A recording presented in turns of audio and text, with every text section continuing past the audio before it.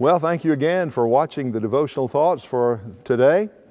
We've been considering, as we begin this new year, several questions that are relevant to help us to grow in our enjoyment of God. As the old Westminster Catechism said, what is the chief end of man?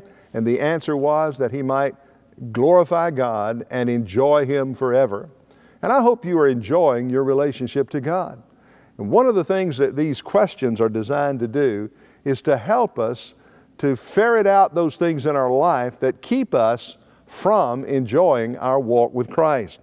We've considered 7 questions so far, so let me just pick up in question number 8. Here's the 8th question. What is the most important way that you will, by God's grace, try to make this year different from last year? You know, somebody said the definition of insanity is to keep doing the same thing we've always done, expecting different results. And it's that way spiritually too. If we're not committed to change some things, we will never grow spiritually. And so this question is important because he's saying, what's the most important way that you will change this year by the grace of God? And I think that additional term, by the grace of God, is not only important, I think it's imperative. That the changes that I want to see happen in my life this year are not changes that I'm going to be able to make on my own, in my own strength. But they're changes that God can strengthen me to make. I remember in the book of Zechariah, there's this verse that says, it's not by might, it's not by power, but it's by my Spirit, saith the Lord of hosts. Whatever God demands of our life, He empowers us to do. Somebody said that the righteousness which God requires is the righteousness which God provides. And so God never asks us to do anything that He's not willing to help us to do. So what is it you want God to change you in? Maybe to help you in your prayer life, or to help you in your witness life, or to help you in your Bible study life. I don't know what it is the Spirit of God might speak to your heart about, but the main thing is to be alert and to have that desire, that passion to grow spiritually. All right, here's the next question. What one thing could you do to improve your prayer life this year?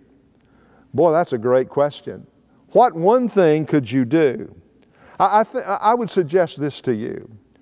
One of the things God is teaching me, and I won't say has taught because He continues to teach it, is learning how to live with an attitude of prayer. You see, prayer is not just something we do. It is the life that prays. And true intercession, true prayer comes out of our abiding relationship to God. I discover that some of my most powerful times of prayer is in the automobile, when I'm alone and I'm just talking to the Lord. I know if somebody passes me, they may wonder, what's that crazy man talking about? But I'm talking to the Lord, and I have such a freedom in my spirit to do that. So what one thing could you do? I think learning to live with an attitude of prayer, learning to practice the presence of Jesus. He is always with us. He said, I will never leave you nor forsake you. Well, here's the last question, number 10. What single thing that you plan to do this year will matter most 10 years from now? Or, let me add to that, will matter most in eternity? What single thing are you planning on doing this year that will matter the most 10 years from now or in eternity? Somebody said the only thing we can take with us to heaven are the souls that we have won to Christ. My dear friend, the things that really matter are things that money can't buy and death can't take away. In fact, somebody defined true riches that way. The wealthiest person in the world is wealthy not with just things. In fact, he's wealthy with things that money can't buy and that death can't take away.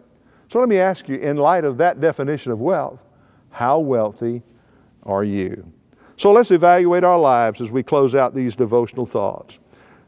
He's saying here that we need to make plans and goals and live this next year with biblical diligence, remembering that, and I'll give you a verse here, the plans of the diligent lead surely to advantage. That's Proverbs 21:5. Let me say it one more time.